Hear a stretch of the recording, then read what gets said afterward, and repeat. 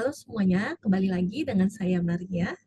Di sini kita akan membahas materi matematika kelas 11, khususnya tentang integral tak tentu. Kita akan membahas tentang sifat-sifat dari integral tak tentu. Mari kita bahas bersama-sama. Oke, ini adalah materi yang terakhir tentang integral, khususnya tentang sifat-sifat integral. Apa saja sifat-sifat dari integral? Oke, kita lihat sifat yang pertama dan kedua terlebih dahulu ya. Oke, nah ini berdasarkan definisi. Jika f besar adalah fungsi dengan turunannya f besar aksen itu sama dengan f kecil, maka integral dari f kecil dx itu sama dengan f besar ditambah suatu konstanta c. Ya, ini adalah definisi integral yang sudah dibahas di video sebelumnya ya. Nah, sekarang berlaku sifat seperti ini. Untuk n bilangan rasional dan n tidak sama dengan 1, min 1. Dengan a dan c konstanta real, maka berlaku integral dari x pangkat n dx itu adalah 1 per n plus 1 dikalikan sekarang x-nya pangkat n plus 1, pangkatnya ditambahkan 1 ya, ditambah suatu konstanta c. Sifat yang kedua, integral dari konstanta a dikalikan xn dx itu sama dengan, ya tinggal konstanta a dibagi dengan n plus 1 lalu dikalikan dengan x pangkat n plus 1 ditambah suatu konstanta c. Ya, seperti itu ya. Jadi yang bawah ini sama dengan yang atas dikalikan konstanta a. Kita lihat contoh yang bagian a. Oke, tentukan integral dari 4x pangkat 3 dx. Oke, kita gunakan sifat yang kedua ya. Ada konstanta 4 di sini. Berarti integralnya, oke ini dx-nya kurang. Integralnya adalah 4 per 3 plus 1. Karena ini pangkat 3. 3 plus 1. Kalikan x, karena x-nya pangkat 3 plus 1. Jadi 4 per 4, 1 ya. Hasilnya adalah x pangkat 4. Jangan lupa tambahkan konstanta c.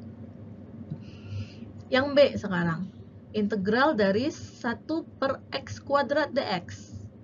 Nah, ini bisa kita tuliskan sebagai integral dari x pangkat minus 2, ya kan? dx. Hasilnya adalah 1 per pangkatnya minus 2 ditambahkan 1. Minus 2 plus 1 kalikan x pangkat minus 2 plus 1. Itu ya, hasilnya adalah min x pangkat min 1 atau min 1 per x. Jangan lupa ditambahkan konstanta c. Oke, bagian yang c. Integral dari akar x pangkat 3 dx. Akar x pangkat 3 bisa kita tuliskan sebagai x pangkat 3 per 2. Begitu ya. Jadi, integral ini sama dengan 1 per 3 per 2 ditambah 1. Kalikan x pangkat 3 per 2 ditambah 1. Hasilnya berapa?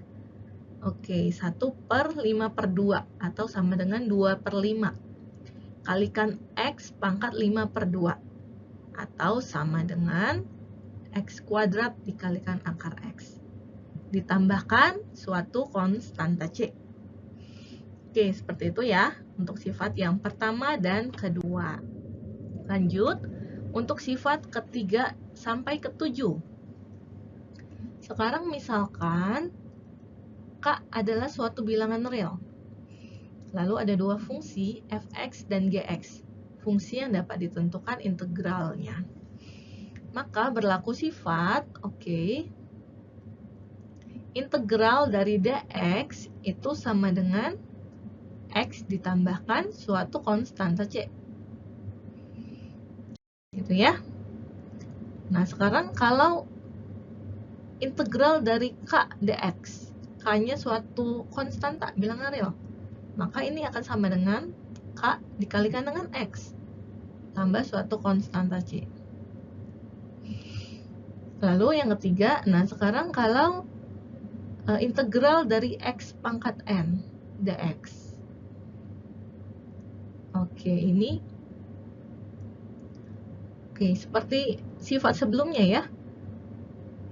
Hasilnya adalah x pangkatnya ditambahkan 1, n plus 1 dibagi dengan n plus 1 ditambah c. Yang keempat, kalau fungsi f dikalikan dengan konstanta k lalu diintegralkan, itu hasilnya akan sama dengan konstanta k dikali integral dari fungsi fx. Skalar konstanta k-nya itu bisa keluar ya, maju ke depan. Yang terakhir, integral dari penjumlahan atau pengurangan dua buah fungsi. Integral dari f plus minus g dx itu sama dengan integral f ditambahkan integral g ya, sama juga dengan untuk pengurangan. Integral f dikurangi dengan integral g. Kita coba lihat contohnya. 3 soal. Yang pertama, tentukan hasil dari integral 2x pangkat 4 akar x pangkat 3 dx. Ini ya. Nah, kita bisa tuliskan bentuknya menjadi seperti ini. Integral 2x pangkat 4 kali x pangkat 3 per 2 dx. Lalu x pangkat 4 kali x pangkat 3 per 2 bisa kita tuliskan sebagai penjumlahan seperti ini, menjadi x pangkat 4 plus 3 per 2. Ya. Ini hasilnya adalah x pangkat 11 per 2. Lalu diintegralkan, maka kita dapat 2-nya tetap konstanta di luar. Hasil integral ini adalah 1 per 11 per 2 plus 1 kali x pangkat 11 per 2 plus 1 tambah konstanta c ya. Seperti itu. Lalu ini bisa kita sederhanakan, hasilnya adalah 4 per 13 kali x pangkat 13 per 2 tambah konstanta c. Selanjutnya kita lihat yang B ya. Integral dari x plus 1 kuadrat dx. Ya, ini tinggal kita hitung, kita jabarkan. Jadi kita menghitung integral dari x kuadrat plus 2x plus 1 dx. Ingat, untuk integral dari penjumlahan 2 buah fungsi atau 3 buah fungsi itu sama aja dengan penjumlahan dari masing-masing integralnya, gitu ya. Jadi ini kalau masing-masing kita integralkan, kita dapat suku yang pertama, hasil integralnya adalah 1 per 3 kali x pangkat 3. Ya, suku kedua, 2 kali 1 per 2 kali x pangkat 2. 2 per 2-nya habis, kan? Suku ketiga diintegralkan jadi x. Jangan lupa tambah konstanta. Yang terakhir, yang bagian C. Nah, sekarang kita mencari integral dari x pangkat 3 kurang 2x per akar x dx. Karena ini dibagi dengan akar x, bisa kita pisahkan ya menjadi 2 suku ya. Integral dari x pangkat 3 per akar x dikurangin 2x per akar x dx. Ya, jadi ini menjadi pengurangan 2 buah fungsi. Seperti itu ya. pengurangan dua buah fungsi, katakanlah ini fungsi f dan fungsi g. Lalu masing-masing bisa kita integralkan. Oke. Di sini kita bisa tuliskan ulang x pangkat 3 per akar x menjadi x pangkat 3 dikalikan x pangkat min setengah. Gitu ya. Begitu juga yang fungsi satu lagi, 2x per akar x. Bisa kita tuliskan sebagai 2x kali x pangkat min setengah. Lalu disederhanakan bentuknya menjadi x pangkat 5 per 2. Suku satunya lagi menjadi 2x pangkat setengah. Oke, lalu kita hitung integralnya, diperoleh hasil akhirnya seperti ini ya. Oke, sampai di situ materi tentang sifat-sifat integral. Mudah-mudahan bisa dipahami.